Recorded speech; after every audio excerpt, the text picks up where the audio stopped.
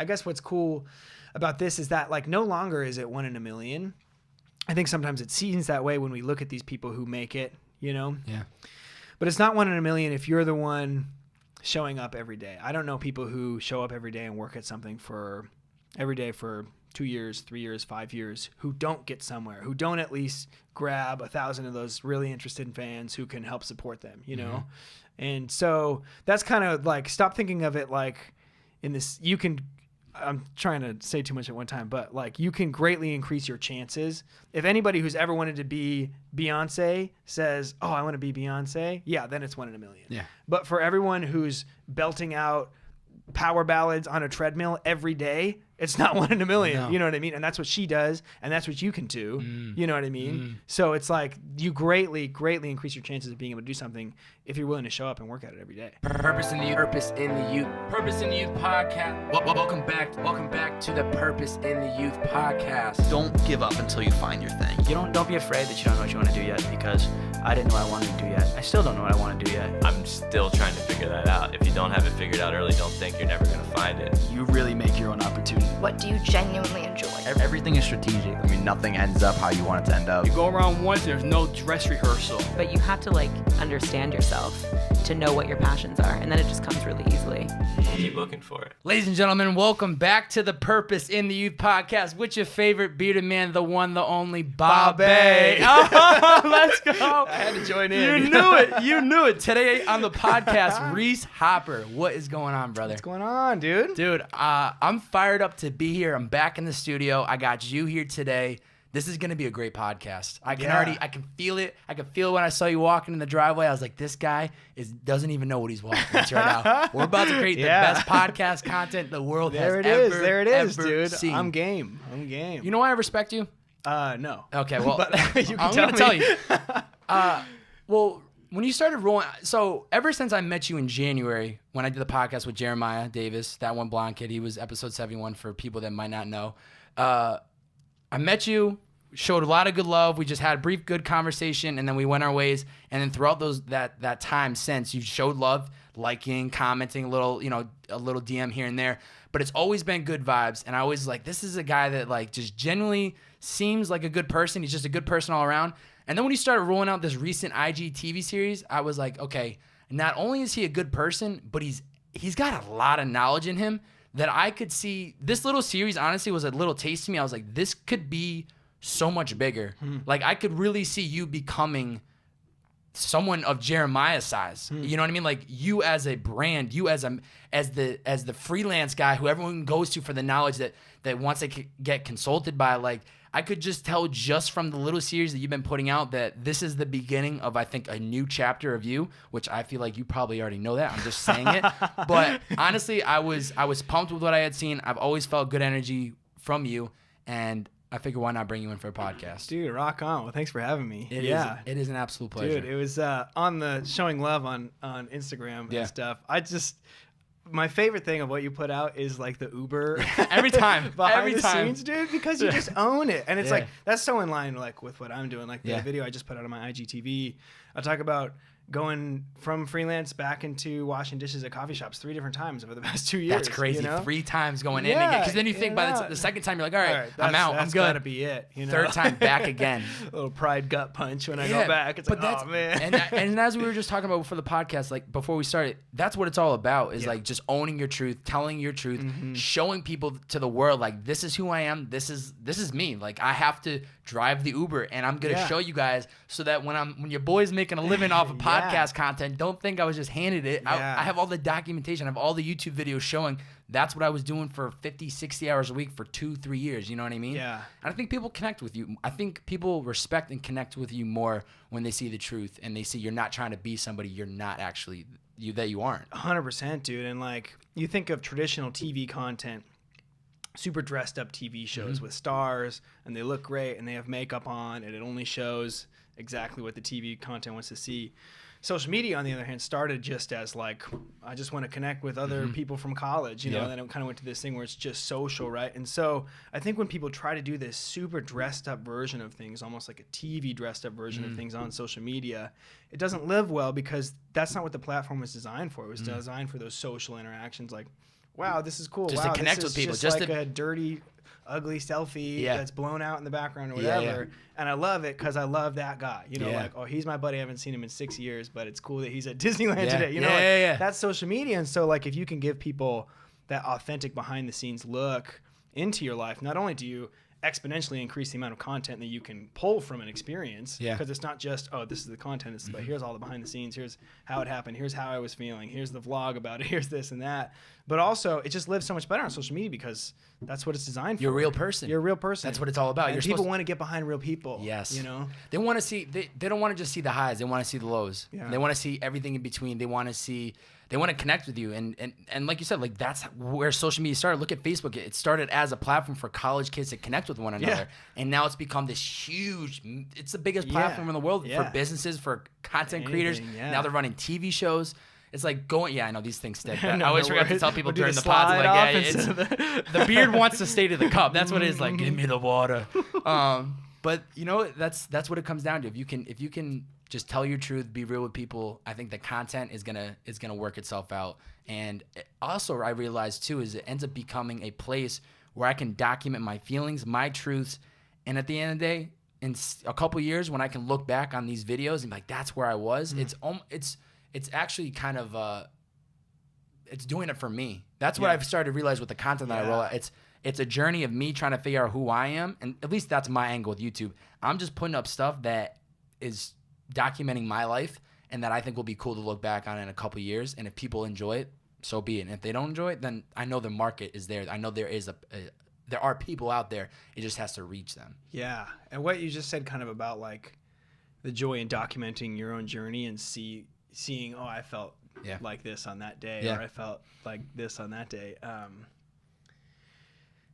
That's what I'm realizing so much for me is like, even if I don't end up like making it, even if I don't end up like becoming something that I want to become or achieving any of my dreams, over the past couple of years pursuing this freelance entrepreneurship like business model, I've been refined so much. I've learned so much about myself, about how to deal with stress, anxiety, about how to, you know, like you say, like defeat the mental chatter in the back of my mind, how to stay focused, how to turn my room into like a hyper productive space. Like I've just grown so much, you know, and it's like, to some degree, like that's the point. That's the win. That's the victory in itself. Like for sure. A personal victory. There might not be these huge accolades or anything on the wall just yet, but you personally, when you can just look at what you've accomplished for yourself, it's like, damn, I've come a long way. I've come far from maybe the guy that was doing the dishes in the coffee shop, which is, there's nothing wrong with it, but these are the stories. This is why that's why I created this podcast. I wanted to hear these stories because we so much see the end result. We see people living the dream job that we want to do, but you never hear about how did they get there? There's not a lot of documentation of that whole journey. And it's like, if I can provide a platform to hear the realness and to hear like, dude, I was scrubbing dishes 3 separate times. Like that's what it's all about. You know what I mean? Like that's what it's all about. I didn't know that about you until I was like doing some research for the podcast. I was like, oh, I didn't know that. I didn't.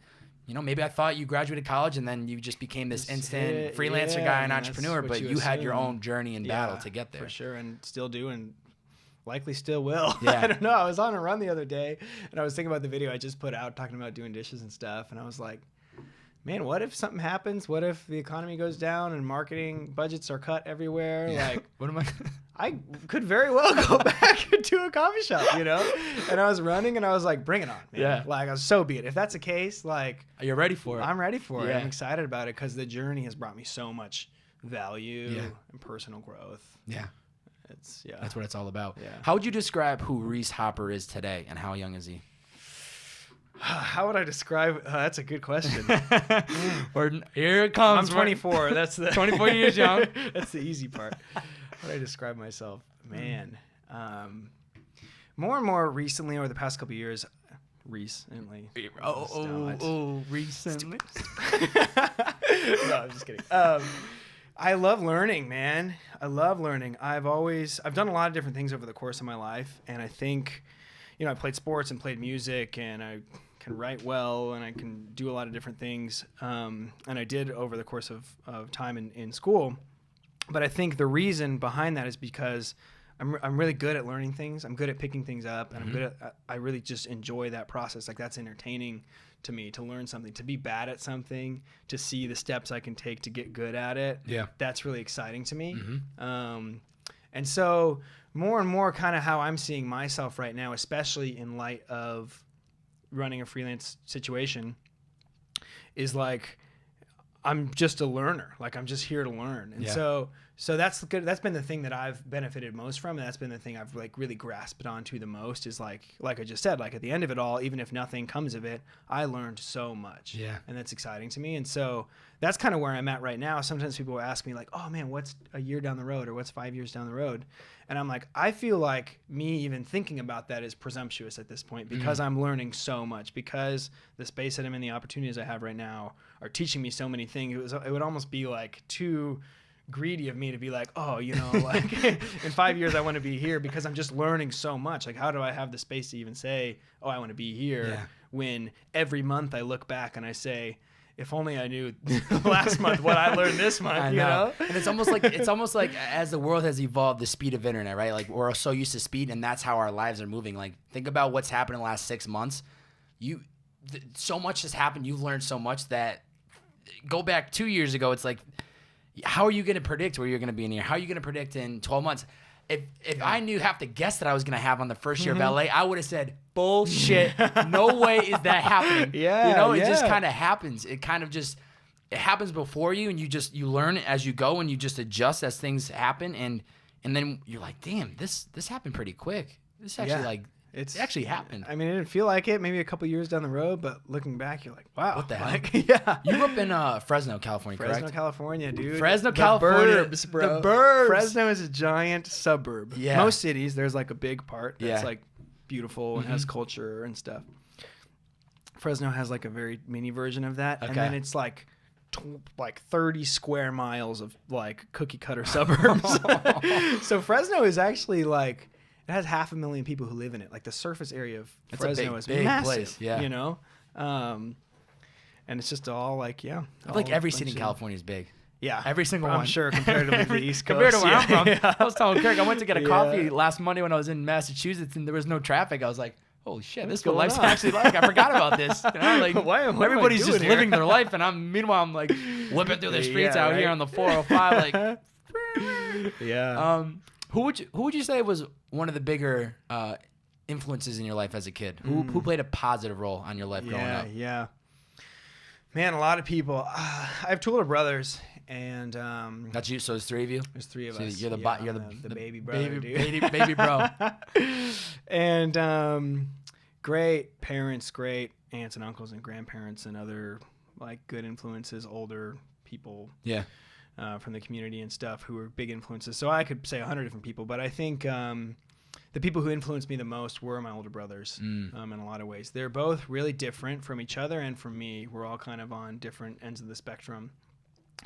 But my brother Daniel, who's just a year and a half older than me, he's such a thinker, and he's like the real learner, dude. Like, I could go into like the things that he learned, like all the things that he's done, just picked up super quick. But man, when I was about junior high, you know, we fought a lot as kids and stuff. That's and how then- I feel like every know brother everybody sister. does, I did that with my right? younger sister. Like, give me that. Dude, Give me that. It was back. weird though. The summer of 2007, I remember it just turned for us, and we just loved hanging out. Really? Yeah, it was 2007. Just So weird. if It we're was both like the same age, 24. What? like seventh grade. Yeah, I going was into like 8th grade or 9th grade Yeah, almost. yeah. Yeah. Okay. So I don't know what it was, but dude, we would just hang out, talk all the time, and he's like such a thinker. And for me, like, I'm a pretty social person, and as a kid, I was just a social kid, and I didn't really have a whole lot of confidence like in my like educational like prowess as much as my brothers, you know, seeing them because they were both really smart. And so I think I would have let myself off the hook. I would have said, you know, like, oh, you know, I don't know if I really want to dig into school or whatever, if it weren't for my brother Daniel.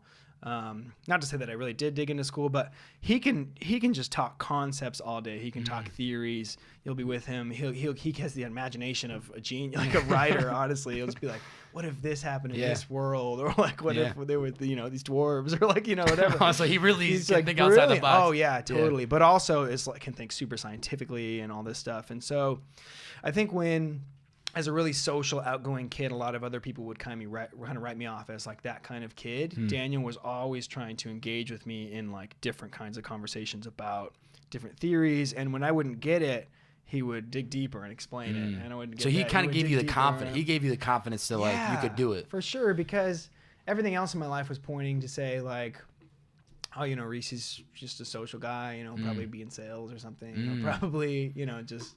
Was it a I don't competitive high school, or know. what was it about the education? Not really. I don't know. It's not necessarily just about like the school or whatever, but just I think it's just my perceptions of what people thought of me or how they like what they thought my skills were. You know, like I would just be a talker or whatever. I would just, you know, be really good at connecting with people, and that would be it. But Yeah. Daniel was always trying to get me to think about different things in different ways, and he took my thoughts and opinions on things seriously. And so like from a logical perspective, from like I can really think about concepts. I can really wrestle with things that I can really like stand in the middle of this cognitive dissonance of like, I know this, but I'm seeing this and they don't line up. Or like, I think this could be possible, but I don't see how. And I'm standing in the middle of that. Like he's a king of that, dude. Like, and so he taught me a lot about that. And the more that I think about freelance stuff, the more that I think about a lot of things that we want to do, it is being able to stand in the middle of that cognitive dissonance of like, you have this vision of like Bobbbaaaay is going to be, you know, Bobbbaaaay is going to be the best, but maybe you don't see it right now. Yeah. And for a lot of people, it takes a lot of mental energy to believe in themselves, to like stand in the middle of that gap and say, I see that this could be a possibility, but I don't see how it could happen. There's kind of two ways you go with that. Either you kind of like buckle down and stand in the middle of that cognitive dissonance and like take it on and say, I don't see how this is going to work right now. Yeah. But I'm going to keep wrestling with it until it gets there. Or you say, you know, I don't really see how it's going to work out, and you know, just go with things that like make sense. Yeah. You know? And I also think it's hard because sometimes we as people, we get so heart set and so visioned on that goal that we can't take ourselves and step outside of us and look from the outside looking in and go, how does this actually look? Because like for me, you know, for example, I'm so heart and set on like what I think is going to work, and I believe it's going to work, and I truly like believe it. But then I also sometimes will question myself and look from the outside looking in and be like, but is this actually going to work? Is this not going to work?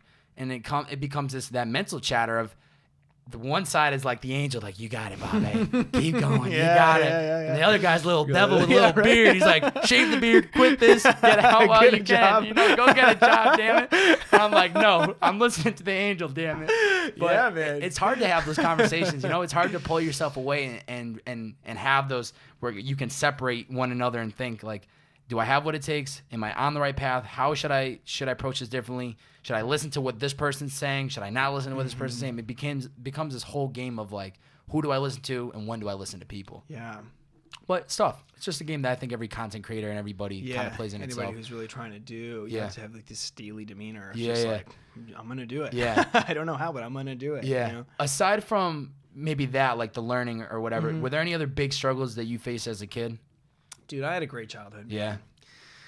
It was. I know amazing. I had seen. I think it was in one of the IGTV series. You talked about. You know, you like grew up in a great place, great family. You know, their food was always on the table. It sounded like it was a good upbringing for you. Yeah, everything. And my parents like are amazing. They've been married like 28 years. Or something around that. My parents are right there, Forgetting. 29. Yeah, for sure. Yeah. And just super good examples, and like loved each other, and like commitment and stuff, and. Yeah, just a lot of really good influences in my life, and had a lot of great opportunities growing up to play sports and learn how to play music and to learn how to write and do different things. I have so many great memories from childhood. I feel really fondly about it. The people I grew up with and the things we were able to do, the bands I was able to play in, and sports I was able to play, just everything. So you had a mix of everything. You had a little bit of music. You had the sports. Yeah. What was interesting is that I went to a couple small schools. I went to a small junior high and high school. I went to a small college. And so when you're at a small school, they try to fill out these programs. You know, they try to have enough kids to fill out these programs. They want as many as they can get. I was in the choir. I was in the band. I was in the jazz band. I played baseball. I played soccer. I ran cross country. Like, I did everything. Literally all, every everything. month of the year you were doing something. busy. Yeah, for sure. And that was a cool situation because there was a little bit less competition than just trying to get people to fill it out. Yeah. But because there was less competition, like I was able to go farther and do more things and learn more about myself, learn more about the music world, the business world, the sports world. Yeah.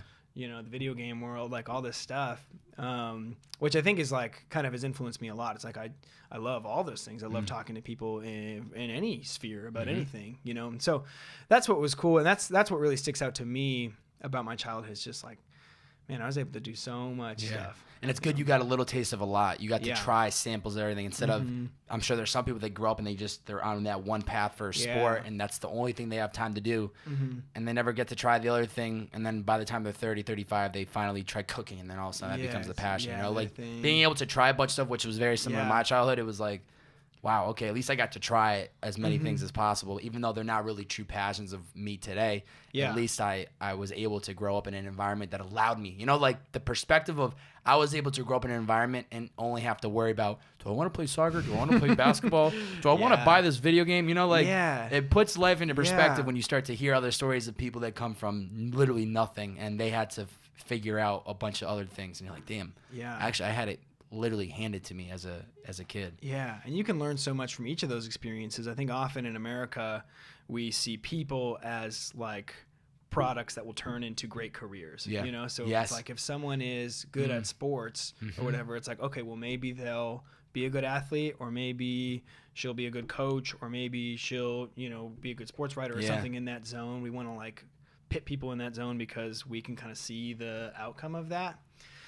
But then there's not much space for like, I learned so much of my years playing soccer. Do I play soccer anymore at all? No, but it's very much influenced who I am. I've learned so much my years playing trombone. Do I play trombone anymore? No, but I loved it. And I learned so much from it. And just the process of learning that stuff. And so I really see myself now as just like a super dynamic individual because I've been able to do all these things. Like I take things of like, oh, I remember when I was really trying to learn this like trombone note run and it was really difficult. And I thought about it this way to help myself learn it. Or I remember when I didn't think I could complete this soccer practice conditioning, you know, but then I said, okay, just go another lap, just go another lap. And then at the end of it, I learned that I could do it. And so now I pull on all these different experiences of writing, of playing music, of playing sports to just figure out how to learn things better, you know, but also just the confidence of like, I can look you across the eye and say, I could do anything. I can do anything. Would I want to do it? Would I want to become a doctor? No way. Would I be a fantastic one? Debatable. But could I do it? I think so. And that's because I've been able to learn how to do so many different things over the course of my life. And I've just learned that I can learn. And if you want to do something, like I know that I can make the sacrifices necessary to do it, you know? Yeah. And the thing is like, I think it almost takes one example to happen. So whether it be the soccer, whether it be the trombone, where you wanted to learn something, you went through the heart, like you disciplined yourself, you stayed consistent, you practice, and then you finally played that note. It's like, wow, this is all it is with life. You just take that same discipline and you put it to other things. And that's what I always tell people is the hardest for me right now because, not to make it about me, but just to give some example, it's like all of my life, anytime my mother has always said to me, you're just like me. Like whenever you have your eye on something, you want it and you'll do whatever to get it. And a lot of the time when I was growing up, it was just like I wanted a pair of new shoes or I wanted like a new video game. And I worked a lot, so I was always able to work and save up and buy that thing. It usually wasn't something that I could buy. I could buy it within, you know, a couple weeks paycheck or maybe 2-3 months. And then I finally got to something like this where it's like, no. This is not going to happen in month 1, 2, 10, 12. Not going to happen in year 2. It's going to take a lot longer. But fortunately, having those little disciplines as a kid and you know, not getting into the number 1 school I wanted to get into, but then doing a year and then transferring in and got in, or all these little things that I'm now looking at as like, wow, those were just little mini lessons that showed me that if I put my mind to something, I could actually do it. And it's the same thing with where I'm at today. Yeah, what I'm trying to create now, it's a longer play and it takes a lot more work. But if I stay disciplined and I stay consistent, just like I did with all those other goals, I will get there. I will get there. Yeah, totally. And becomes just you know, you take those little life lessons and you incorporate in your life, and then you kind of just you keep pushing along. Let's get into Azusa. You went there. What do you think? That's about 30-40 minutes east of LA, just to give people an idea of where that is. Yeah, so like Pasadena's up north of LA on the 210. You take the 210 east, like 25 minutes. That LA talk. Everybody's always like, I took the 210 to the 5 to the 405. Like people that are not from LA or California are like, what do you mean? Like you're talking highways? To get between me and my girlfriend's house, you take like 6 freeways. And so it's so funny. It's like the 210. Hey, honey, I'm on the 10. I'm going to be on the 110. To the 2 to the 5. It's literally a trip. Yeah. What do you think changed the most about you within that 4 years? That's a really good question. That's a big 18 to 22. You know, there's a lot that happens within that 4 years of school. So much, man. Yeah. Yeah. So like I said before, I wasn't like a fantastic student. I did well enough to get decent grades, you know, to get into college. At least to get into you college, did something, right? Yeah, I did something. Yeah, totally. Yeah. I'm super grateful for that. I don't want to make light of that. You know, that was a great opportunity. But I wasn't the guy who was like into school. And so I was undeclared for 2 years at APU, and then I liked my public speaking course. So I was like, okay, I'll take a couple more comm classes, you know. And that was kind of the way that most other people in my undeclared situation were kind of going to. It's like, well, this seems easy. This seems the easy route, so we're going to do that. Yeah, for sure. And so that's, to be frank, that was my motivation, was like, well, this seems easy and it's not going to lock me into something, you know. And then over like between my junior year and senior year is really when like something turned for me, where I just realized I love this. The classes I was taking were like just life-changing for me. Small group communication, interpersonal one-on-one communication, communication within work environments, nonverbal communication, like all this stuff that I was already thinking about, but didn't like have the language to describe the kind of things. Like I was always a social person, right? And I would think about like, oh, that interaction didn't go quite as well as I thought. I wonder why, you know? And I'd be racking my brain all night, like, oh man, like what happened? I tried to make a good impression on this person, it didn't work out. I wonder why, you know? And now we're getting into theories about like how to make good impressions, and I'm just like nerding out. Yeah, stuff, you love it. You know? You love it. And so that's really what changed for me a lot. Whereas like in a traditional education system, when you're growing up in high school or whatever, it's like, for a lot of kids, it's like you're either a school person or you're not really a school person. Yeah. And I think that's just totally a misconception, because there's so many things to learn in school. You know, there's like the math, science, history, you know, the way those are taught, like don't fit everybody. And when I got to college, I mean, honestly, it's awesome that I stayed in college, because there's a couple times when I was like, I don't think this is for me, you know. But when I got to junior and senior year and started really digging into these theories about communication and how people interact with each other and how organizations work, and, you know, getting internships, like working with promotion and marketing and events and that kind of thing, I just realized like, wow, I love learning. Yeah. And I never would have said that ever. I love school. I never would have said that ever. And there was a couple of professors who just like really turned that switch for me, where it's just like, this stuff is changing my life. It's different it's different when you're focusing on something you actually you care about. Yeah. Because you want to learn. You want to read about it. You want to watch the YouTube videos about it. You want to invest in it because you actually care to learn. But when you're in high school and you're forced to take World War II and Algebra 2 and all these classes that you have no interest in, it's so hard, and it just sometimes feels like a waste of time. But then when you get into college and you have that freedom, and then you're able to start, after you get through the gen eds, of course, and you could start picking into the classes you actually want to learn about. Of course, we don't all enjoy going to class every day. Yeah. But when you break it down and you're studying and you're reading about things you care to learn about, it's flow. You're just so in it that time is just of the essence. Yeah, for sure. And so I guess like a metaphor of like how I changed in college was that you know, before I got into those classes, I was sitting in the back. And then at the end of my senior year, I was like, I want to be the front seat. I was like honestly becoming the annoying guy in class. Like, just any questions? I know. Yep. Here we go, Rhys. Everybody, you can leave, but I'll be here with Rhys for the next 2 hours. For sure. Yeah, there's one professor, Dr. Hartwig, who like really just changed my perspective on work and communication and like life in a lot of ways. And at I took 3 classes with him. First class I took, I was sitting in the back, and I got like a C-. And I learned more in that class than any other class I'd ever taken. I think I went up to him at the end of the class. I was like, my grade doesn't reflect this, but I learned a lot. I learned so much. And then, so the next class I took with him, I sat in the middle. You know, I got a B. Third class, I sat in the front. Yeah, like, I got an A. You know, you see how that works out. So so that's kind of the metaphor of how I changed. But less of like, oh, I really succeeded, and more just like I learned how to learn. I learned a work ethic, and I learned that learning is like that's what I love. You know, that's what I'm getting into. Listen more and more. And how did you end up connecting with Jeremiah? Because that's where you guys met. Yeah, correct? That's a good question. Yeah, so we met. The big question. Where did the two lovebirds lovebirds meet? Oh my gosh! Did he like drop his notebook? I picked it up for him. We said, "Hey." Picked up his notebook. No, let's see. Okay. I'm gonna dig into the memory here for a second. Pull it back. Pull it out. We lived in the same freshman dorm, and he was a loud guy, as I'm sure if you follow Jeremiah, you could do that. And I didn't ever like meet him face to face for a while, but I had seen him around, heard him down the hallway, and had heard other people talking about him a little bit, but I didn't really engage with him. Whatever. It was first semester of freshman year. I'm sitting there like in the foyer of our dorm. And he comes up to me, and I remember this, and I didn't capitalize on it at all. He comes up to me and goes, "Hey, you're Rhys, right?" I'm like, "Yeah." He goes, "I'm Jeremiah. I've heard really good things about you. I have a good feeling we're going to be great friends." This is the first thing he says to me. Yeah. And I was like, "Sweet, dude." And it was like, kind of it's a small school, and Yeah. everyone's like trying to be buddy and trying to be like the coolest social person on campus and whatever. So I think that's how I interpreted it, as he was just like Trying to be a nice make guy. some great impression or be super cool or whatever. Come to find out, Jeremiah's like totally not like that at all. And like, he really did mean it. We didn't hang out at all the next semester, and then we both signed up for this backpacking trip in Spain.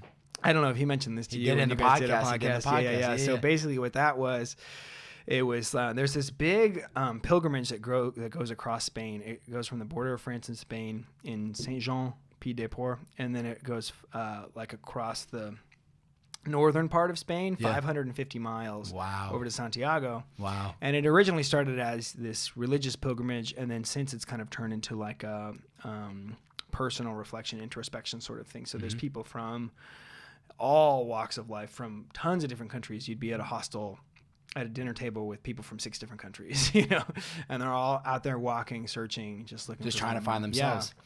So we signed up for this Together backpacking or trip. separately, and then you end up finding out you guys were Yeah, good. we signed up just as individuals. Wow. Not as friends or whatever. There was a small group of 9 of us. And This is meant to 9 be. guys. Yeah, for sure. And so even then, like, we had preliminary meetings and stuff, and then even, showing up beforehand and taking the plane rides over and, transfers and stuff. We chatted a little bit, but didn't really like hit it off or whatever. And then it was the third day of walking. We walked a little bit together. There was like a group of 9 of us, and we, we're hiking, 20, 25 miles every day. Wow, that's crazy. Yeah, so it's crazy. Everybody It's kind of just keeps their distance. Everyone wants keeps their own zone. distance, Yeah. Whatever. And we walked for a little bit on the first day, walked for a little bit on the second day. Third day, I remember this pretty vividly. It was really cold. Our legs were jelly, dude. Like, we had walked maybe 50 miles over like the first 2 days, and we're just like really trying to get in shape and stuff. It was really cold, and we were at this breakfast place, and I was freezing. We're sitting in the shade, and there was this dog barking outside. It's super annoying. And I was just like, I just gotta start walking, dude. So I was like, guys, I'm done with my croissant. Like, I'm gonna start walking. So I just start walking ahead of everybody else. They maybe start coming 5 minutes later. Maybe 45 minutes after that, Jeremiah catches up to me. And he goes, I forget what he said, but he said something to the effect of like, why'd you just like start walking on your own? And I was like, to be honest, like, I don't really love dogs, which is another story for another time. I'm sure I'll get a lot of flack for it.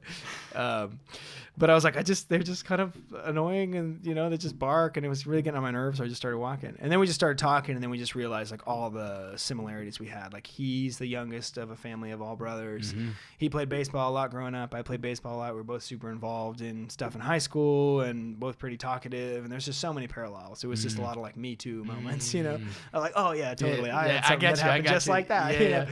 We were probably pretty similar characters on our campuses in high school, and we met like just a year after high school, and so it was a cool thing, man. So then from that point, dude, we just like super hit it off. Like the next like week, it was just him and I just walking, talking about business ideas, talking about pop culture, talking about musicians, talking about TV shows and movies that we loved. And like when you're walking on the Camino, you're walking for 6 or 7 hours every day, and so you just talk, So it's weird because over the course of the next few weeks when we were walking, like I learned so much more about him and his childhood and his family and his upbringing and his brothers and like his grandparents, and him about me too, because it's like we have 7 hours and we're just walking. You're not just We didn't walking with have your cell our phones. You're just, anything, you're just in that Just, present moment of like it's just us and it's the world. So it was awesome. And so over the course of things, obviously it's a really difficult trip, and whenever you're doing something really difficult with a big group, like there's difficult, a lot of things to navigate, a lot of variables it's like, I just don't want to walk with you today, whatever. Yeah. And that never happened with Jeremiah. Like we walked at the same speed. We took breaks at the same time.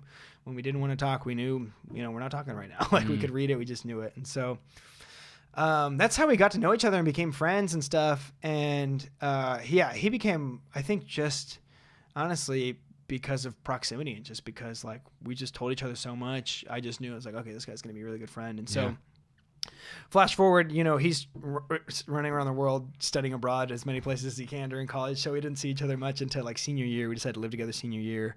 And then we shared a room, and we just had this like creative kind of connection. Just you two in this room. Yeah, me and him, and we had a couple other roommates, but him and I were the ones sharing a room, and he was working a lot of video stuff then. I was running social media for the campus, like student life office. Mm-hmm.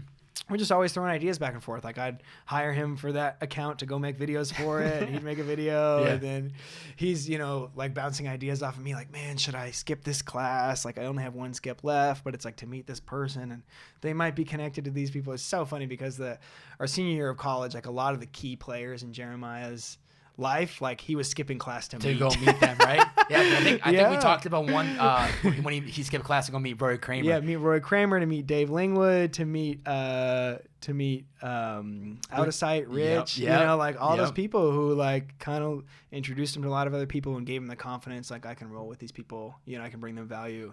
He skipped class to meet those people, and so I was just like in his court. I was like, dude, just do it. Do it. I'll try to sign you in. Just need one person. I'll sign the sheet. I'll act like I'm you. Yeah, for sure. So it was cool, man. Yeah, that's kind of the story with Jeremiah. And then from there, like we lived together senior year, and then we moved out to LA together. Got a tiny studio apartment. Got a bunk bed in Venice. Wow. And I'm curious, how did was there ever? So clearly, you guys start as roommates, right? And you're helping him. You're bouncing ideas. So it's a very genuine thing. You guys are just spitballing ideas. It's not about money. It's not about anything. It's just about like we want to see each other do great, cool. Right? Yeah. How does the conversation become or does it just kind of naturally happen of you becoming the full manager? Yeah, for sure. That's a great question. It happened not supernaturally, but very naturally. Yeah. I got you. There was a light. No. It was really natural. It was a really natural progression. Basically, so we lived together senior year, bouncing a bunch of creative ideas off each other. We moved to Venice together, shared a studio apartment. He was starting video stuff. I was starting doing social media management for different companies. So we're bouncing ideas off each other here, like, oh, how'd you pitch this person? Oh, how should I pitch this person? Oh, is this too high? Or, just kind of that initial like legwork that you really got to do to figure stuff out. We were doing that together. So we lived together for like a year or so. And then beginning of 2017, he starts working with the Chainsmokers. He starts shooting with a lot of other brands and stuff. His following starts growing. He's connected to a lot of other photographers and videographers and stuff, and just running around the world. And about a little over a year ago, about July of 2017, he was just traveling too much, and he had like a stack of invoices that he either hadn't sent out, hadn't followed up on, or were just like a couple months past, and the client's like, oh, maybe he forgot, And he's like, dude, I need some help. And I was like, that sounds great. And it was honestly, it was a natural progression because it was getting to that point, because when he was traveling so much, he would just like call me out of the blue, ask like for favors, like, oh, dude, like I think I got this piece of mail that needs to be sent here. Like, can you do this for me? Can you do that? Sure. Yeah, of course. I'm not gonna say no, of course. But I think it got to a point where it's like he was asking. I think he just kind of realized like, okay, I'm asking a lot of like favors. Maybe there's like like a business model here or something. And there was this one time.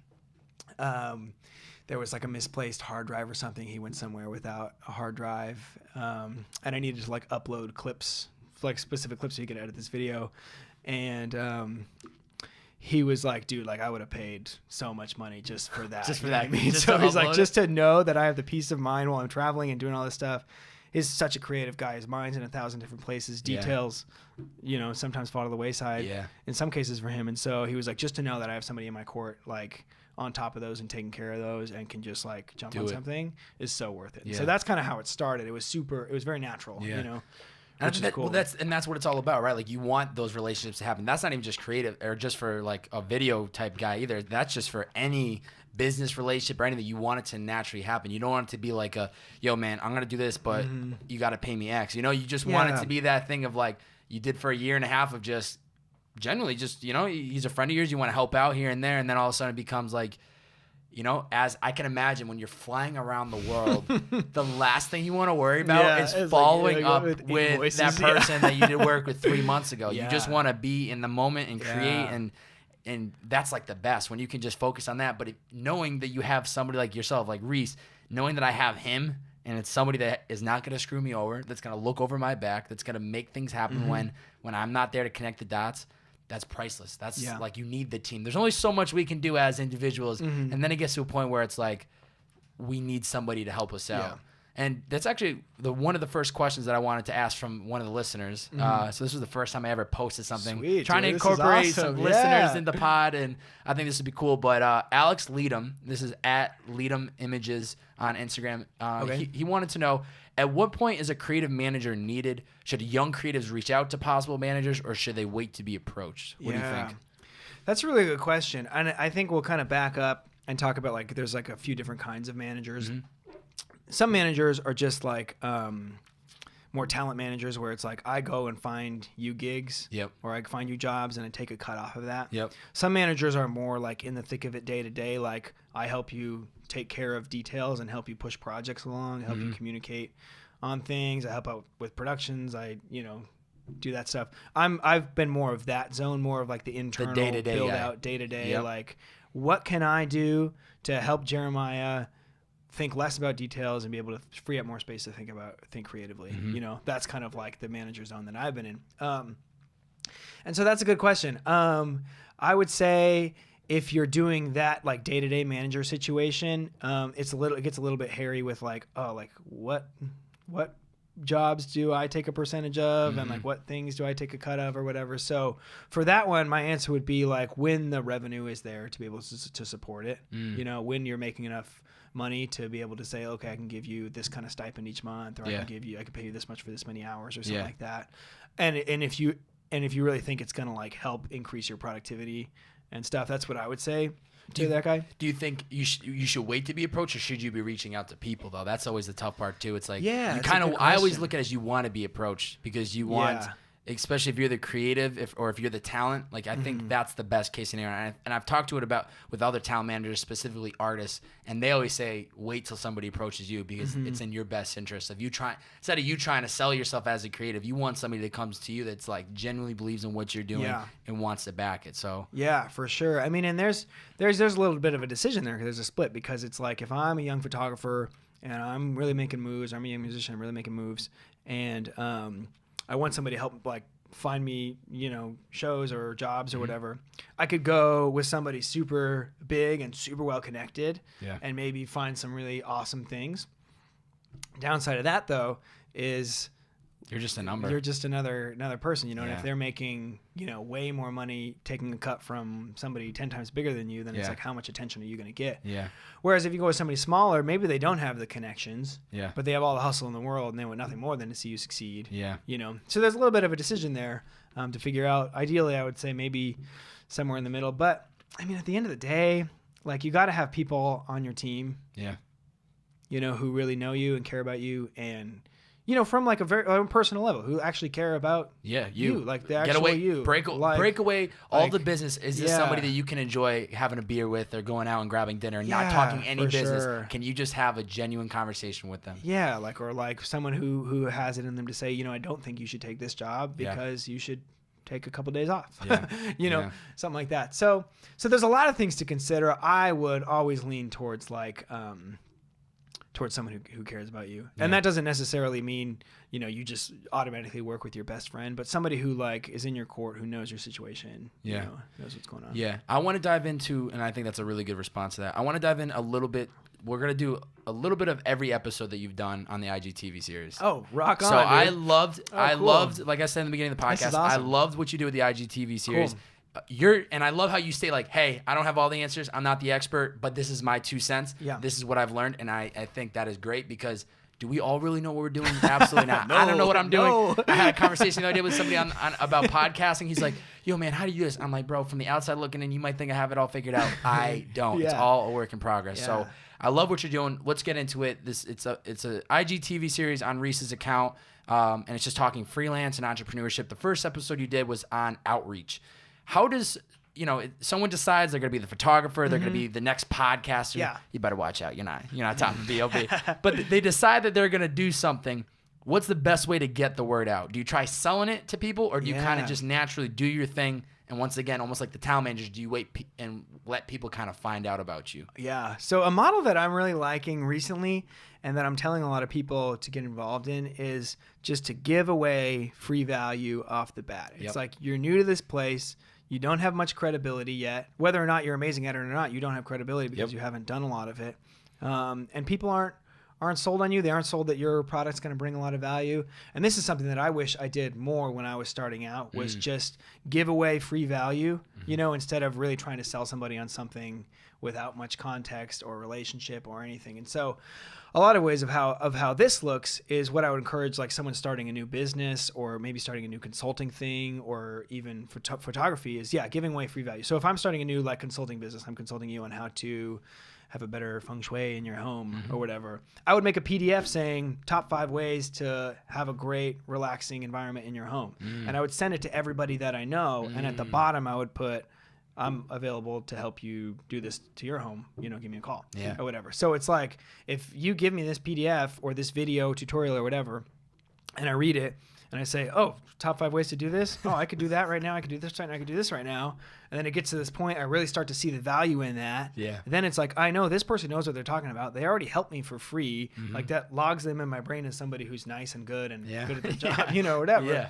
And so that's kind of what I'm telling people to do first, or that's what I would encourage you to do first, is just like think of all the ways you can give away value off the bat and prove like, hey, I'm worth it. If you're a photographer, you know, get in the thick of it with some brands or with some artists or whatever, and hey, like, let me follow you around. I'll shoot you for free. You know, I'll give you these images. Yeah, and like, as much as we want to get paid to make a living doing that thing, we have to understand there is a lot of groundwork that has to happen before we deserve to get paid. You know, there are people that will put in years of work and still not make $1. It's like, who are you or who am I to think like we deserve to make money off the rip? There are people that have been busting their ass for years doing that for free.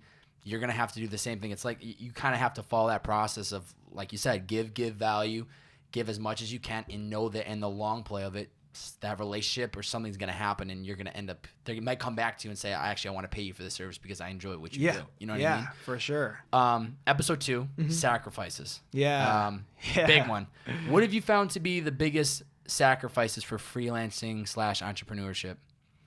For my own for your own, but also I guess just what that whole episode 2 was about. Making that sacrifices. Yeah. What is the sacrifices? The thing that comes up most consistently and most palpably, like on the day-to-day, on a weekend basis, is like going out to dinner. You know, a lot of my friends with consistent, especially when I was starting out, a lot of my friends with consistent paychecks, that's what you do on the weekends. You know, you work hard, you're, you know, in the zone for all week, and then on the weekend it's like, oh, let's go here, let's go grab a drink, let's go grab a bite. Sunday brunch every time. That's $45. Mimosa. Ubers too, $60. And so it's like that's I think almost more difficult than saying, okay, I'm not going to spend money on big things, because it's consistent. It's friends who are saying, hey, do you want to come and do this? And you do. But you have to say, and that's an awkward conversation, and that's something that, you know, is sometimes awkward or difficult to say, like, no, finances aren't there right now. You know, like, you don't, you know, that's a tough conversation to have, especially within friend groups who, you know, don't understand what you're doing or don't really know that zone. So that's kind of a big sacrifice. And something too, like I mentioned in the video, is like having a network of people who understand that. There was it was right before my girlfriend went freelance, but dude, I was like not making that much money. And she was working full time or whatever. And she would come out, like, and we would go, we have like weekly date nights or whatever. We just go to Denny's, dude. Love it. And I'm like, and we're splitting it. I'm not paying for it, too. We're splitting it. Can I get the 2 or the $4 menu? Right, can I get a look at that? Everyday Value Slam will treat you right, dude. That is the best, you know? And that's what it was. And it was like, she understood that. And my roommates understood that. You know, it's like, that was super awesome, because I was able to tell them, like, hey guys, like, just from a numbers perspective, income isn't there right now because I'm working on this. I'm still building these things out. And they got that. And they were able to, like, cover some things for me here or there, you know, and just like, okay, we're throwing this party or whatever, but it's like, we'll take care of this this chunk of things. Like, you help clean up the party a little more, you know, clean up, we'll be even. We'll front the bill, You know what the thing is like, people don't realize, they just think in the moment, you'll have that friend that say, come on, dude, we're just come with us today. It's not a big deal. It'll be $50, okay. Yeah. But the problem is, take that $50 and you do it again next weekend and the next weekend. And when you take that money over the long term, it ends up adding up to a lot of money and a lot of opportunities. Instead of going out, make food, meal prep. Yeah. And then take that time, instead of spending 2 hours going out to eat and sitting down and all that, just put it into the 2 hours of creating a video or creating music or selling that piece of clothing. There is so much sacrifices that I think sometimes people they don't realize it, or they just kind of push it to the side of like, I'll do it next week, or I'll do it next month. And it's a big social pressure too, which I Yes. understand is why it could be difficult. I don't want to be like, why are you worried about what people think? Because that's a big deal. Like, we're all worried about what people think, you know, and it's unrealistic to say that you're not. But I think when you're able to get to a point with friends who really know you and understand you and care about you, and you're able to be honest with them and say, hey, this is what's going on, and kind of take control and make those situations a positive. It's not that I don't want to go out to dinner with you. It's not that we can't do something fun. It's that the numbers don't line up. It's a numbers thing. So it's like, balance. How about we grab some Little Caesars and watch a movie? Yeah. It's just as fun, just as meaningful. It's not as Instagrammable. But the people who love you understand, you know, and if that's what you want to do, like, the people who love you will understand. Yeah. And like you said, if you surround yourself with the people that like can see it, and maybe they are following similar paths, which I think is, like I said before we even started the podcast, moving to LA was the best thing, because I was living with two other people that have their own creative outlets and their own businesses. They get it. They're not questioning. They're not even peer pressuring me like, yo, let's go out tonight. There's not even that conversation because we're just so driven on what we need to do. We've established that every quarter we go out as a crew. So once a quarter we have to like grab dinner or something. For sure. Which is like super dope. That's we just awesome. like let it fly. Because then you can spend without worrying about it. We don't care. We just let it roll. But other than that, it just becomes like, we know what we have to do. And if you don't want to go do something, there's no pressure. It's just, all right, go work, do what you have to do, make that sacrifice, and nobody's gonna kind of push you in the wrong direction. Episode 3. Episode 3. What was episode 3? Making it. Don't worry, I got it all written out. Oh, good. Episode 3, making it. I liked how you said, put yourself on the train tracks to get hit by the train. Success is way more likely than a 1 in a million, which a lot of people say like, oh yeah, maybe you're the 1 in a million. What does it take to be that 1 in a million? Yeah, that's a good question. When I grew up in the suburbs, coming off of a traditional TV-dominated media world, I think that's what it was, 1 in a million. You know, you meet the right people, the right gatekeepers of the TV industry or the TV network say, oh, okay, you can come in, you can have a show. The cool part is that it's not like that anymore. No. You know what I mean? Like, we're in my bedroom shooting the podcast. I don't need CBS to give me the green light to do it in their studio. Yeah, for sure. And just the amazing thing now is that you can be connected to, hypothetically, anyone in the world. Realistically, that doesn't happen. But realistically, what can happen, you can get connected to 1,000 people who want to buy what you're selling. The crazy thing is that even if your offer or your value proposition, even if your podcast was only interesting to 1 in a million people, it's 7,000 people worldwide, you know, and you can build a business off of that. Definitely. You know what I mean? Definitely. If you have 7,000 really interested people who are way into it, you're hitting their niche, you can do that. And so I guess what's cool about this is that, like, no longer is it 1 in a million. I think sometimes it seems that way when we look at these people who make it, you know? Yeah. But it's not 1 in a million if you're the one showing up every day. I don't know people who show up every day and work at something every day for 2 years, 3 years, 5 years, who don't get somewhere, who don't at least grab 1,000 of those really interested fans who can help support them, you know? And so that's kind of like, stop thinking of it like in this, I'm trying to say too much at one time, but like, you can greatly increase your chances. If anybody who's ever wanted to be Beyonce says, oh, I want to be Beyonce, yeah, then it's 1 in a million. Yeah. But for everyone who's belting out power ballads on a treadmill every day, it's not 1 in a million. No. You know what I mean? And that's what she does, and that's what you can do. You know what I mean? So it's like, you greatly, greatly increase your chances of being able to do something if you're willing to show up and work at it every day. Yeah. And it's not, that's the thing. I want people to realize, like, it's not, oh, I'm doing it every day. It's literally every single day. Yeah. You know what I mean? Like, it's that it's that discipline of, once again, going back to the social thing, saying no to a lot of things. Like, that's what it comes down to, saying no to a lot of things and just going all in on yourself and repetition of that consistency. And that's how you make it. Like, Jeremiah, you know, like that, he wouldn't be doing what he's doing if he, like that. There's so much work that went in to get to that point, to be working with Chainsmokers, to be working with Roy Kramer. You know, it's like, you have to condition yourself and tell yourself that, like Will Smith says, like, when you decide that you want something in your life, the world will just kind of flow and everything kind of just happens. Like, you have to decide, and then it stops becoming that 1 in a million. It just becomes a game of when's the right time and when are the cards going to line up, and then everything just hits all cylinders, and then you're on that rocket ship and you're like, I'm out of here. I'm out of here. And that's what was cool. Just one last note on that is like, I knew Jeremiah in college, and I saw him make videos consistently for brands, small brands, for a couple $100 here or there for a couple years.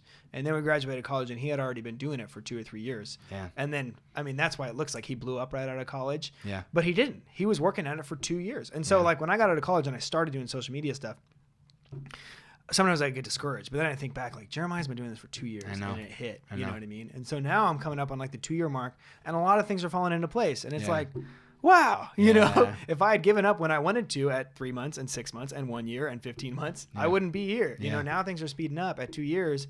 So work at it every day for 2 years and see what happens. I know. I'm going to be at 2 years at the end of this month. So it's like, it's the best feeling in the world because it almost gets easier as you continue to push through because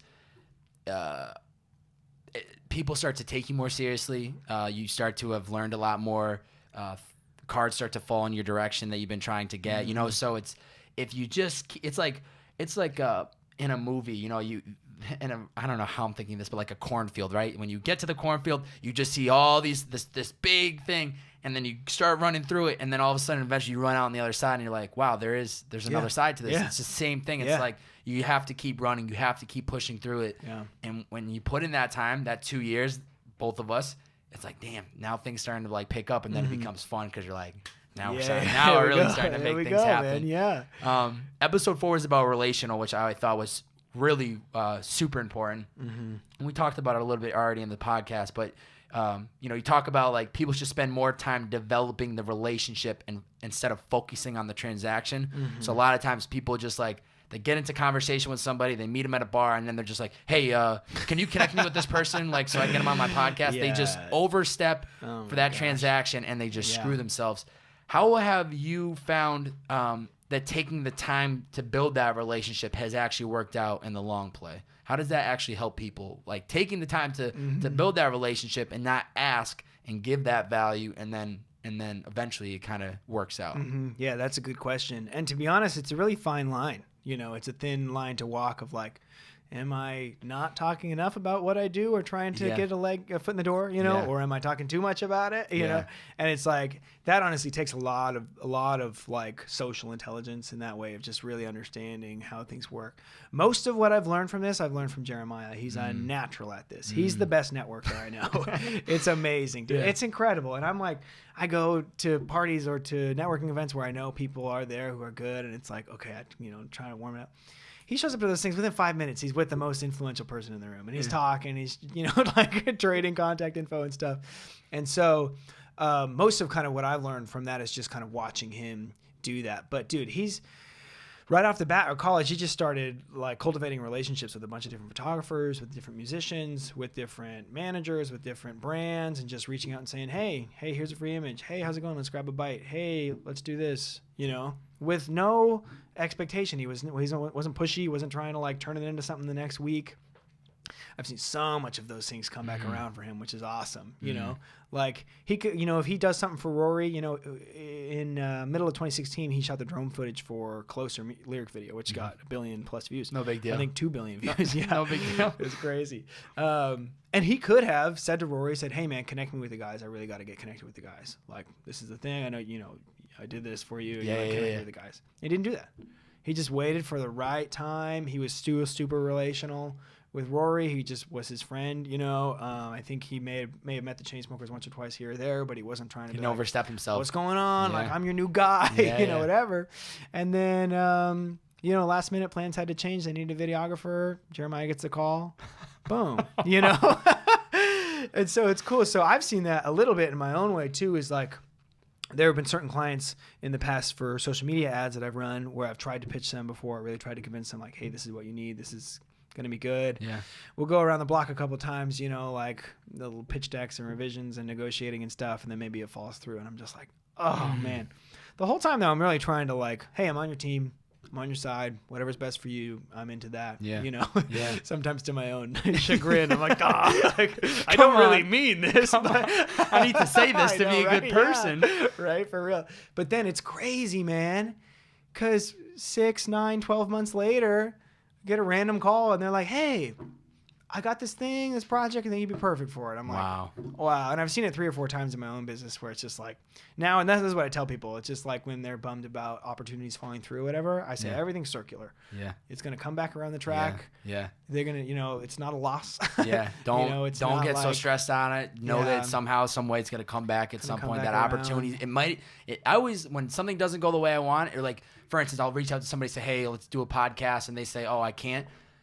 Timing is great. I'm like, you know what? Great. I'd rather wait because if we wait longer and 6 months and it happens, great. I'm a better podcaster. I've built more of a platform for myself. Man. You've had more things happen to you. Awesome. They're bigger. It's like, recently actually was perfect. Zach Hanovar. Okay.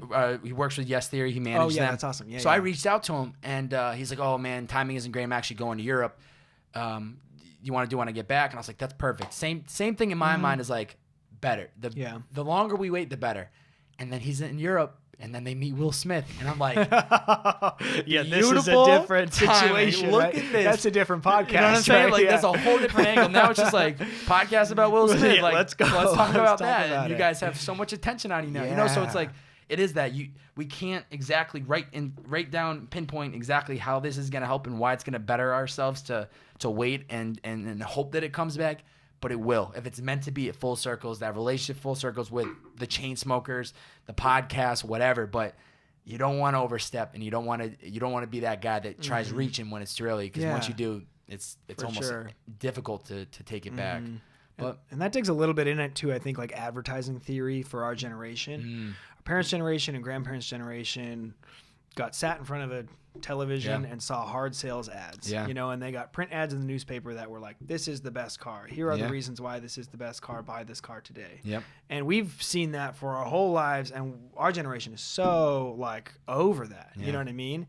So it's like now the companies that are really winning are the companies that are going for this lifestyle thing, for this brand thing, for this soft sales approach where it's like, hey, here's something for free. Hey, here's something cool. Yeah. Hey, try this for free. Oh, now we have your email. We'll send you 50 emails over the next year and a half, and then you'll become a customer. It's that long game because it's super high targeted. You know what I mean? So that's just kind of how things are going anyways. I think like in a lot of cases, like the hard sales pitch without any like pre-targeting of like you might be interested in this is dying. It's not gonna work. Yeah, it's a waste of people's time, and there's no way that's like it's actually it ends up becoming like people start to realize like this is not worth it for us. This is a waste of our time, and we could instead spend the time to I know these things always pop up. Spend the time to research and make sure this is somebody that's worth our time and interaction, especially with like the internet. You can find almost anything online. Episode 5, brands. You said something about like a lot of brands get burnt out by creatives, or they get burned by them, and then it like kills this whole relationship when they're looking more for like the long term. What do you suggest is the best way to approach building relationship with brands? Should you be approaching the brand? Should you wait for them to approach you? How does that work? Do you pitch them? Do you wait to be pitched? Branding specifically, how do you find that to be? Yeah, that's a good question. Kind of a formula that I've found works pretty well. I'm not gonna say it's the best way or the only way because I'm not sure of this, but something that's worked pretty well for my own freelance stuff and for stuff that sometimes we do with Jeremiah. There it is. Is to develop a relationship somehow. Cold emails are tough. Yeah. So it it's works. Like whether it works, but you have to do a lot of them. It's not great. You got to do a lot of them. For sure. So starting off, developing a relationship somehow. Maybe you have a connection, you meet somebody somewhere, and then after you have that connection, again, like I said before, just bring value. Whether you have a photo with the product, whether you have a photo of a show or something that connects to the brand. Something's like, hey, here's my work. It's good. You can have it for free. I'm a cool guy. Yep. Whatever. Cool girl, cool person. So just having a connection and then providing that value, and then like pitching them some like rough concept ideas, saying like, hey, I have this idea for this video or this idea for this kind of photo shoot. But don't go like full-fledged on that one. Don't make a whole pitch deck at this point with images and everything, because you don't even know if they need that or want that or whatever.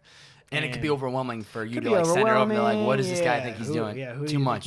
Yeah, for sure. And so just kind of like asking like, hey, do any of these interest you? Is any of this like worth it for you at this point? And then once it's like, yeah, this seems like it could work, then you develop like a whole concept with a deck. And then when you're developing those decks, and this is what I tell people who are reaching out to people who they don't have relationships with yet or haven't worked with yet, maybe they're in communication but they haven't worked with them, is to answer every possible question.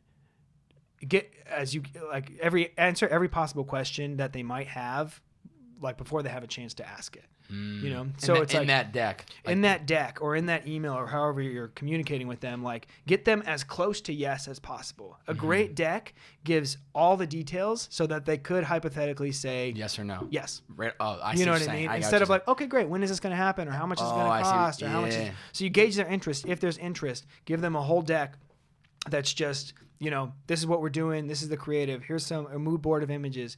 Here's the timeline. Here's the deliverables that you're going to get. Wow. Here's what we're going to post. Here's how we're going to post it. Here's how much it's going to cost. Here it is, all laid out. You know for what I mean? So then at that point, they can either just say yes, which rarely happens, but could happen. You do a lot of their work for them because now you just eliminate the emails of, great, sounds good. When will this happen? How much will it cost? You know what I mean? The more communication, the less chance it has of happening, you know? And then you kind of like, you make it easier for them. You know, if they have a deck of a concept that's better, but they're going to have to dig to get information and really try to negotiate or whatever, versus yours that has all those things laid out, they're probably gonna pick yours because it's easier. You know, it makes more sense. And then too, when you spell everything out, if they need to adjust something, then it's like, this looks great. Let's knock the rate from here to here and scratch these 2 deliverables. Wow, run with it. You know. And I think also too, it's just better for you as the person pitching the deck. It's like, I don't want to sit. I want to just get right to it. I don't want to sit there for the next week, especially with emails. Like, sometimes people aren't going to be, they'll email you once a day, you know? So it's like you could respond within a minute and then you don't hear from them until the same time the next day. So let's just scrap that entire conversation of how much and then when and then this and that. And now it's 2 weeks have gone by and let's just do it all in one, pitch them that one thing. And then it's like, okay, literally, like you said, every question is answered, but we are going to change this and that. And then boom, you know, it's on to the next project, project. Yeah. So just gauge that interest beforehand. Cause I've wasted a lot of time just like with people who's like, hey, I met you. Hey, here's this deck. And they're like, yeah, but this is, you learned, I mean? Right? Like you started somewhere. No, for sure. You started somewhere, and obviously when you first started pitching decks, you probably were like, you didn't know what the hell you're doing. Now it's like, oh, this is bread and butter. I know it. It's like when I bring people in for a podcast. I used to be like, we're going to do this thing. I was like, come on in, baby. I got you. This is it, man. You're under my wing today. Under my beard. That's what I should say. Right, you're under my beard. The shadow of my beard. The shadow of the beard. Kind of going along with that, episode 6 was about rates, which I think is extremely difficult, especially for people just getting in to like the freelance entrepreneurship world. You're doing this whole trial and error of like trying to figure out, obviously doing the beginning of like value, doing it for free, getting your name out there, and then finally becomes a point where there's a demand. You have to start charging, right? You have to find a way to make a living doing it. Yeah. How do you determine your worth? Do you always pitch high? Do you like wait to see what people come to you and offer? Do you play that game of like, what's your budget? You know, like I almost feel like that's a good way to play. It's like, what's your budget? You know, we can work around that. Or do you just say like, I want X amount of dollars and go from there? For sure. Dude, this is far and away the most difficult part. Of course. It's the most difficult part. Always money about is the most difficult part. Probably because most jobs that we apply for have either like a hard salary or a range, you know, and then you're negotiating, but you're not, you know, it's there's not much room. Yeah, there's not much room there. And most of the products that we buy have a hard cost. They're like, bargaining isn't part of our culture really in America very much, unless you're shopping at places that I'm not, but I don't really have much bargaining opportunity. For real. And so it's really difficult to talk about money, and more than it just being difficult, in a lot of ways, I think because money and status are so closely connected to how we view our worth in American culture, when we're pitching these rates, it's really just a reflection of how good we think we are or how much we think we're worth. And so this is, I think, what separates a lot of people is like, it sounds really kind of like too like theoretical to say this, but I've found it to be true, is that like how much you're worth really comes down to how much you believe that you're worth.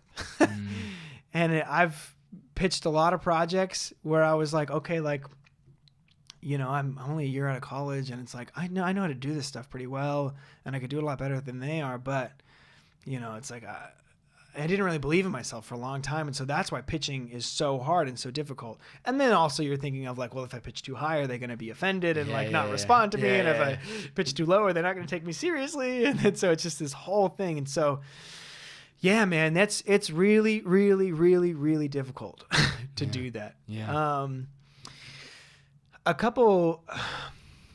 One thing that I found like really helpful is this book called You Are a Badass at Making Money. I love that. I love that already. And generally the book is like a little bit too new agey for me. It's talking a lot about like, I don't know, like the universe wanting you to make money or whatever.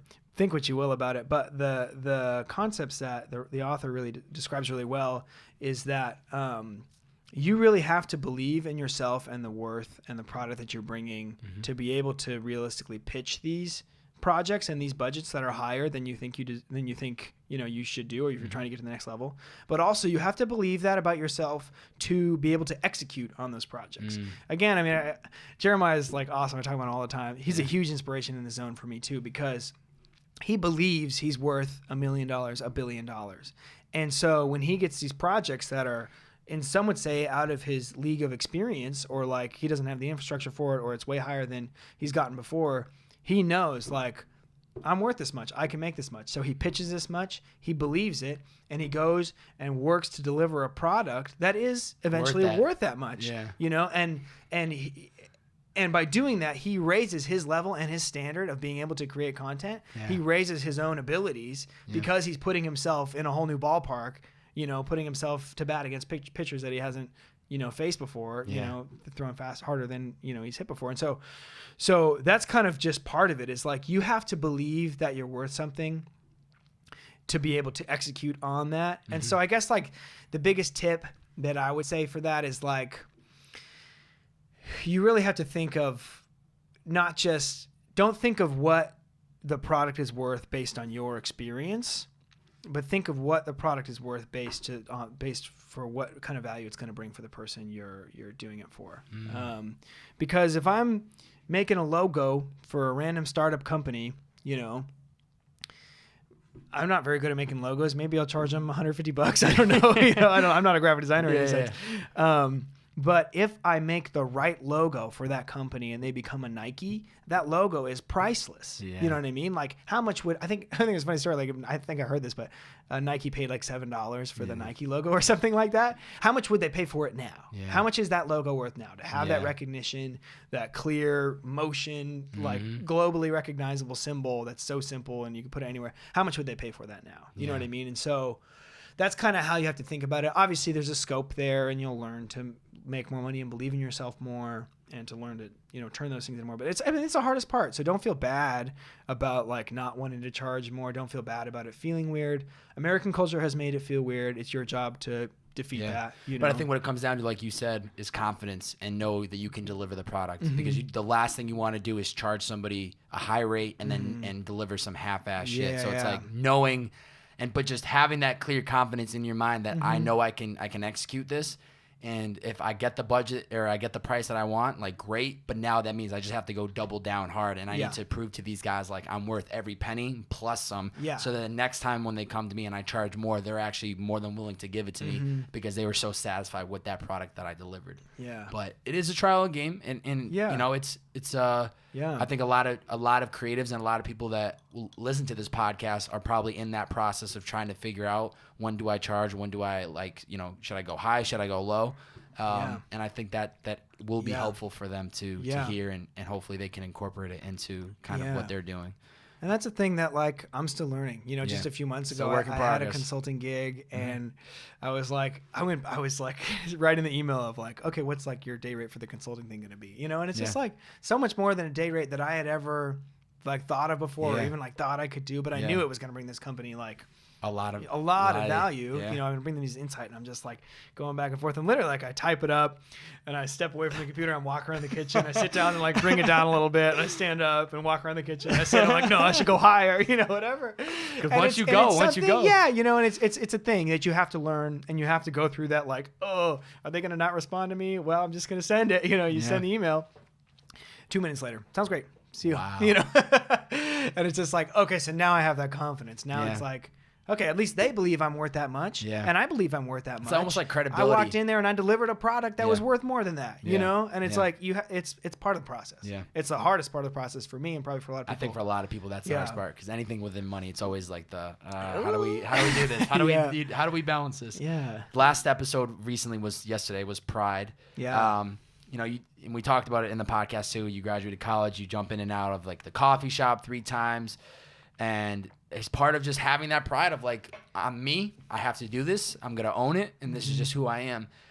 How does removing the pride and worrying about what others might think help us actually do the thing that we want to do? Yeah. Yeah.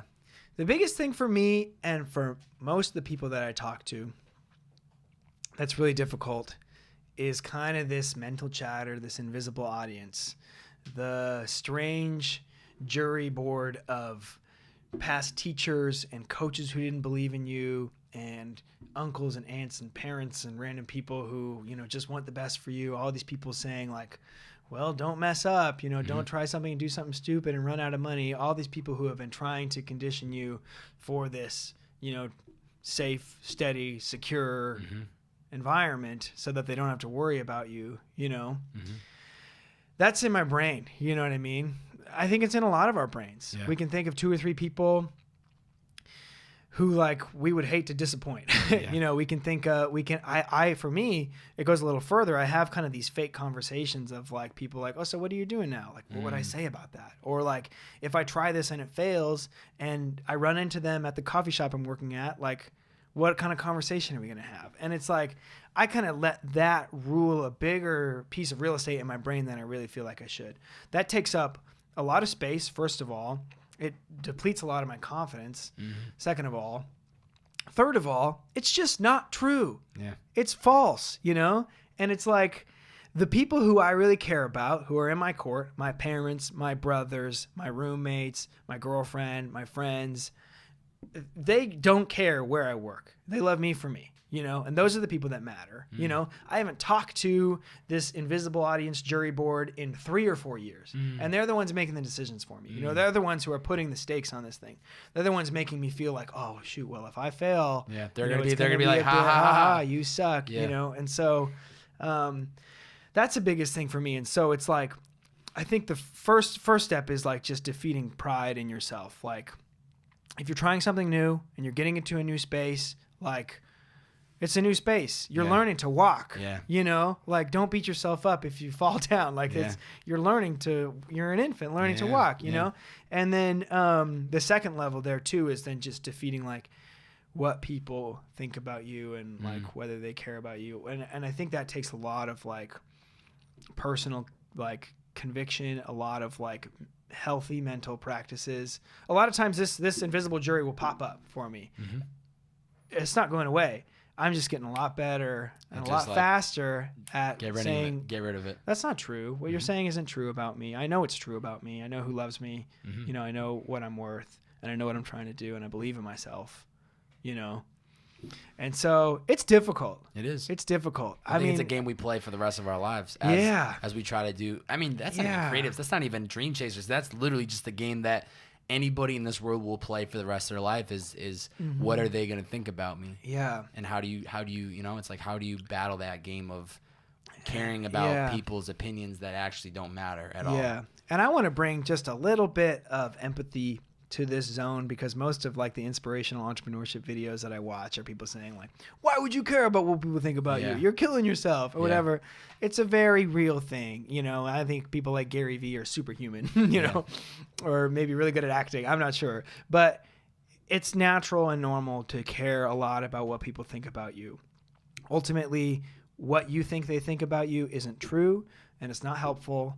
And even if it is true, the people who love you like are the ones who you should need to pay attention to them. Determining, you know, their advice Yeah. as opposed to the people you don't see. And so it's difficult, and that's a big part of it too. But man, the quicker you can defeat that, there's so much freedom on the other side. Like I said earlier, like if I end up back in a coffee shop, like Heck yeah, dude. Like, 4-time, baby. I'm going to wash those dishes even better this time, you know? I've been working at And it. I'm going to work so hard, and I'm Yeah. going to bounce back and get back into it, and that's part of it. And, like, there's so much freedom on the other side of that now. Yeah. Now, when that invisible audience comes up, I'm so good at defeating it. I just stay the course. I stay focused. You know, I say, oh, man, like, well, I got to pull something together for rent this month. What are we going to do? You know, instead of like, oh, you know, my 4th grade teacher and the way she looked at me when I didn't turn in that assignment, you know, is how she's looking at me now. That doesn't exist. No. You know, you're in charge of your mind. You're in charge of your fate. You're in charge of it, you know, and you can do it. Yeah. It's hard, but you can do it. Yeah. You know, You have to take ownership of it and know that it is possible. And, and kind of just ignore what the negativity that people have to say and just do the thing that you want to do. And it is a game. It is a game that we will play for the rest of our lives. And it would be unfair to say that you shouldn't care about what people think, because you're going to. You're going to. That's just so natural. But I think when you can finally get on the right path and things are slowly starting to click in the right direction, once again, we were talking about earlier, like going through that field and getting to the other side, it then just becomes what people have to say is what they're going to say. It's not going to matter. I'm only going to care about the family or the friends, and those are the people that I actually care about. Yeah. What does your day-to-day look like? Are there any day-to-day routines that are musts? Yeah. Big time. I feel man. like you're up, boom, doing this, doing that, boom, boom, boom. What are the musts? Ideally, I'd be better at it than I am. But, dude, this year, I've really dialed in a great morning routine, and it's been the most effective asset I have to defeat anxiety and increase productivity. You win the morning, you win the day. You win the morning, you win the day, baby. That's it. Let's hear it. Right. Let's hear it. Yeah. Okay. So, when I first started doing freelance stuff, I'd wake up and I'd be like, oh, there's probably emails in my inbox that I need to get to. Open up my phone or my computer, start getting at it. And then I just became this like ball of stress, you know, and I'm instantly, like, the rest of the, that sets you know the bar what I for the mean? day. You're Yeah, like already for through the sure. roof. 10 minutes after 10 your eyes minutes open. after I wake up. Like, what the fuck? That's not fair. That's not You know, fair. that's not cool. Give them some eggs. Let them Come warm up. on, Little cup of yeah, coffee. For real, dude. Yeah. And so what I started doing was waking up earlier, because at first I could justify it as like, well, these people don't know I'm awake now. You know what I mean? My clients don't know I'm awake. Yeah. I could still be like, I'm the freelancer. I wake up at 9:30. Yeah. Realistically, I'm getting up at 7:30 They and don't enjoying know. 2 But they hours don't of know. peace before Yeah. you hit my inbox, you know? And so what I do is I wake up and I drink 2 glasses of water. I don't snooze. Snoozing is the worst thing you can do, because it puts your body back into sleep mode, and then if you snooze for anything less than 90 minutes, you're cutting a sleep cycle in half, and you're waking up more groggy and tired. It's just the dumbest it's thing. hurting you. I put the phone across the room. I don't look at it when I fall asleep. what I do. Yeah. Oh my gosh. That's why I know Preaching I to the love choir you, here, bro. Yep. I love it. Keep Put it the coming. phone across the room. Alarm goes off. I set 1 alarm. I stand up out of bed. I turn it off. I drink 2 glasses of water. I take a shower. I put on my clothes, and I walk down the street to Blue Bottle. I have some good friends there who work there from church. They're welcoming me in the morning. They're like, "What's going on, man? Here's Reese a cup is of back." coffee." Sometimes I slide it across the counter for free. They didn't know. And I sit there for 30 or 45 minutes, and I drink a cup of hot coffee. Sometimes Solo, just by yourself? solo. Yeah. Will you bring like a laptop or anything, or no? No laptop. The only thing I do is sometimes I'll read books. Sometimes Okay. I'll bring a book, or sometimes I'll read like on the Kindle app on my phone. Yep. Just to kind of warm stuff up. Usually during the week, it's like business stuff, productivity stuff, business articles, startup articles. No email though. No email. No email. Yeah, no, Okay. no shot. No email, no social media. Love it. Just because it's like, I want my morning to be my morning. I don't want anybody else to try to grab that real estate. I don't want to be thinking about anybody else or what they're doing. I just want to like Focus How on can- get right to focus what you need to in. do. Yeah. 100%. and then after I have the cup of coffee, I sit there for 34 minutes. I'm kind of wired, you know, and so I usually pop in a podcast or some music Yep. on the way back. Little purpose in the youth to get the day You going. know. And I listen to it on my walk back, and then I make bacon, eggs, and a bagel, sometimes yogurt, Yep. and I eat that. And then I write down everything I need to do for that day. Having like a list of tasks is the biggest thing to keep me focused, because if I find myself in the middle of the day slump on Instagram or whatever, I can always compare it to, oh, I still have these things to do. You Yeah. know, if I don't have those things written down, I just forget about them. I'm like, oh, I've done enough, or I've done a few things already, or like I could take a break without anything like, oh, I should tackle this task or do Yeah. this or whatever. And then there's this really great book I mentioned in my Instagram story yesterday called When, W-H-E-N, by Daniel Pink. Okay. He talks about not how you should do things or why you should do things, but when you should do them. He talks a lot about like what he calls chronotypes. Are you a morning person, night person, middle of the day person, or whatever? Based on my chronotype, I do my best like logistical work in the morning. Yes. So I knock out all those emails. Yep. And then in the middle of the day, I kind of hit this slump. I'm not super focused. I'm not super creative. I'm kind of, It's like phone calls then. I can talk to people all day. You know, that's my strength. I take a break, take phone calls. Then in the afternoon, I kind of hit this get back to it. And it's less detail focused. I can't hammer out a bunch of emails or detail things, but I'm way more creative in the afternoon. So that's when I'm developing strategies. That's when I'm, curating images. That's when I'm doing, more of the creative stuff.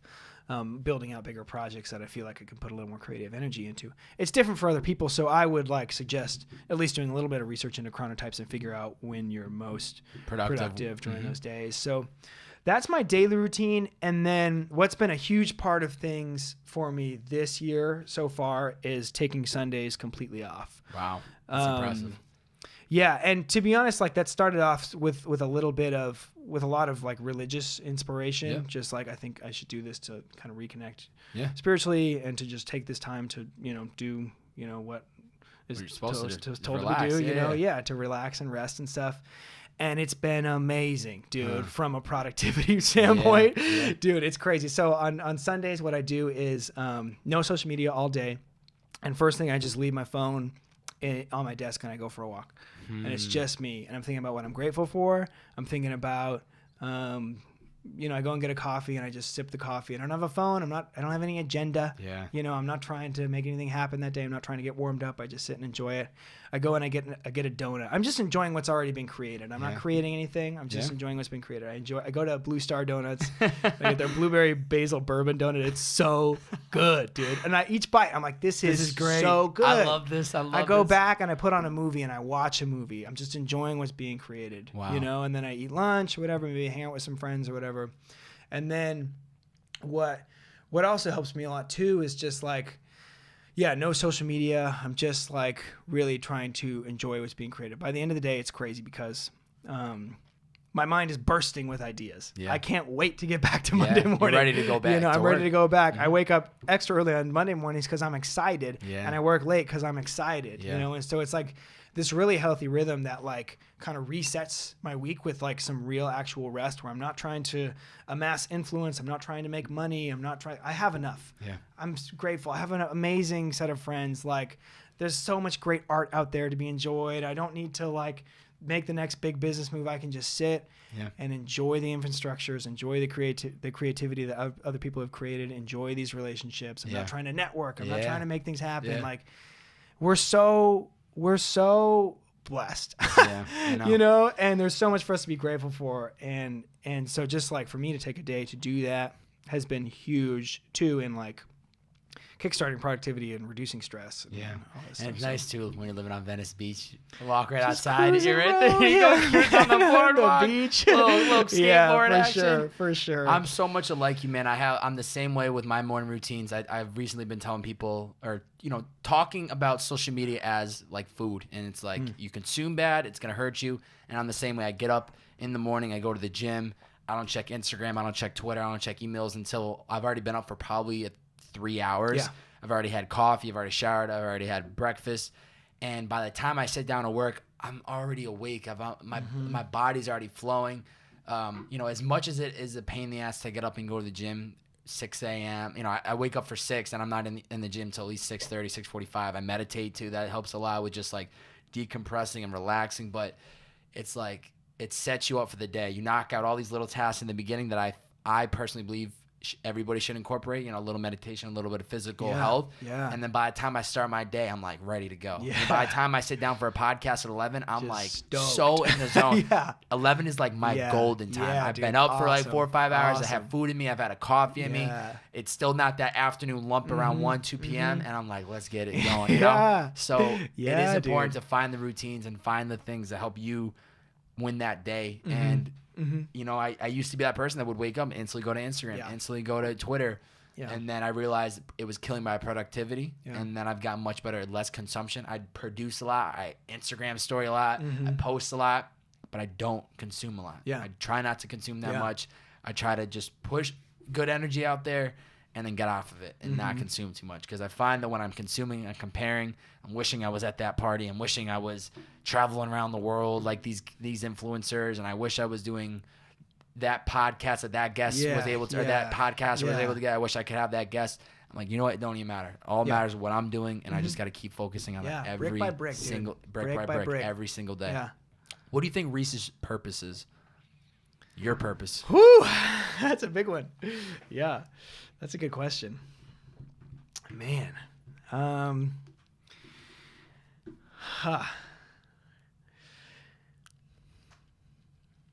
Yeah. Man, what I love, like what really drives me and what really makes me feel like, man, that was a really good day. It's encouraging people. Yeah. I've always been that way in anything that I do. That's why I love playing sports and playing music. That's why I love being involved in business and doing those things. That's why I love helping smaller businesses, consulting them, you know, whatever. It's so difficult out there, and it's really difficult to just, it's difficult. Life is difficult. It is. It is. And that's something that I've always felt like naturally talented in, is encouraging people, listening to them and encouraging them, like, you can do it. You can actually do this. You can make this happen. Yeah. And so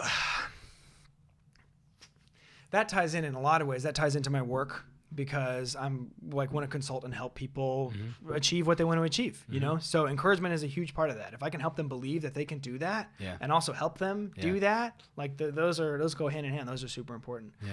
That's also important for me in my community and like my relationships and that kind of thing, is like encouraging people.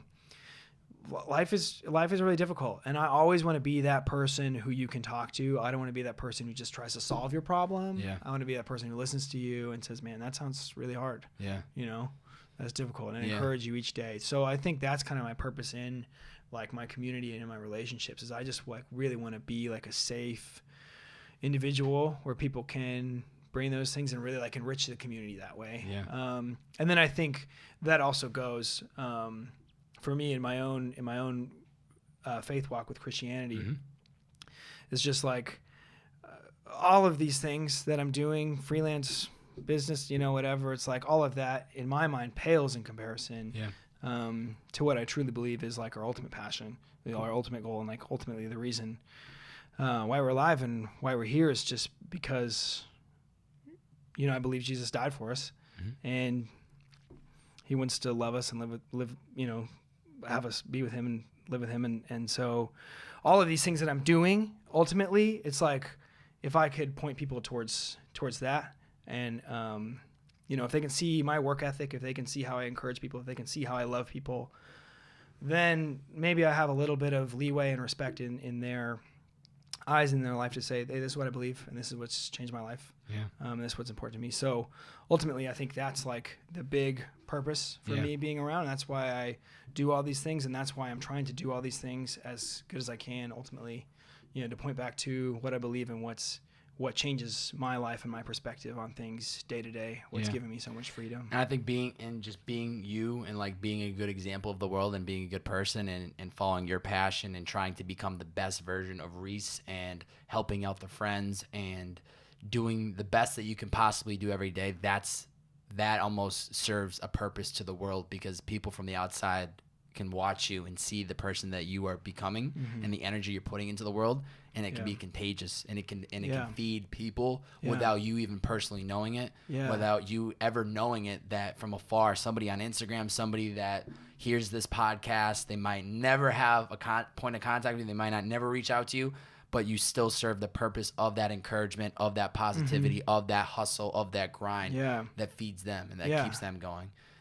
But it's people like you that this is what this is all about, you know? Like, it's people like you that I started this podcast because I wanted to have the genuine conversations. I wanted to have the conversations that a lot of people might be afraid to have. Yeah. Or they might not be able to have these conversations because they don't have anyone in their circle that you can ask, like, hey, ask a person what their purpose is. Watch how they react. Ask them that question, and you're going to really see, like, the depth of the person. And I feel like sometimes I have the best job in the world because I get to have these conversations. I get to have this on a weekly basis, sometimes 2-3 times a week. And this is what I post about all the time. So it's like I feel blessed that that's become my world. But I also try to just use this content as a platform to show people, like, if you don't have a person or you don't have somebody that's encouraging you, use this. Use this as the platform. I don't care about the plays. I don't care about your money. I don't want you buying my merch. I just want you to feel picked up and motivated from what you consumed. So it's people like you that this is what this is all about. Dude, thank you, man. Yeah. Yeah. Before I, actually, where can people find you on social media? I have 2 more things after that. I'm on Instagram mostly. I've been doing IGTV. I'm sure Bobbbaaaay will link this everywhere. Yeah, My absolutely. handle is and also Rhys. Funny story behind that. Okay. For a long time, I didn't have an Instagram in college. Wow.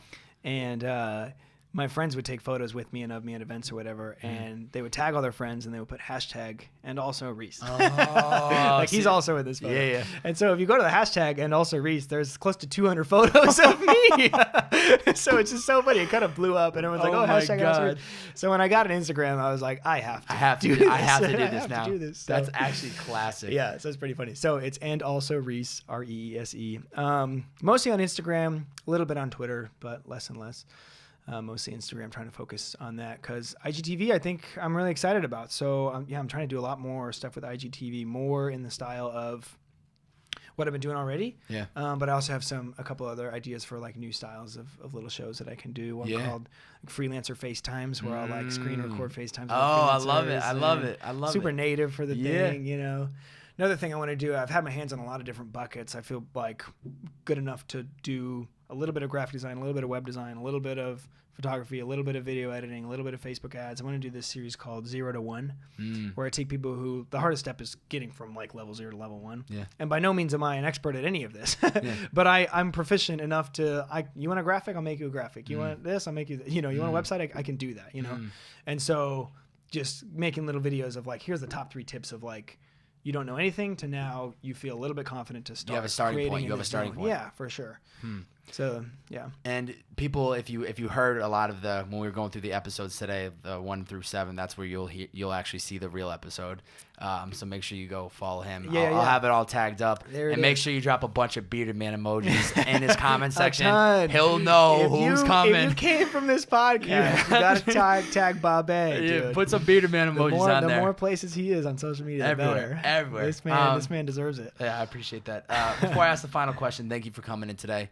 I appreciate everything that you're doing. I appreciate the relationship that we started just from meeting in January.